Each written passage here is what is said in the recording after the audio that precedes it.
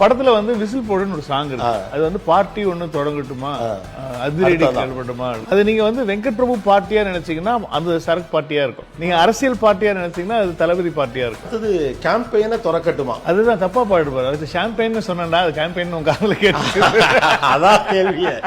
ஆக்சுவலா அபிஷியலா இருக்கிறது கேம்பெயினை திறக்கட்டுமா. இல்ல நான் ஷாம்பெயின் சொன்னேன். அது அது வந்து அடுத்த சரி. அப்ப அது வாய் தவறியே சொல்லாச்சு. மைக்க கையில எடுக்கட்டுமா. நாங்க பார்ட்டினாலே மைக்கை எடுத்து இசைஞானி பாட்டு பாடுறதுதான் எங்களோட வழக்கமே. அப்ப அப்ப கார் நம்பர் ஏன் சிஎம் சம் 2023 ஏதோ ஒன்று வருது. அது என்னது 2026 ஆர்டிஓல தான் குத்தாங்க.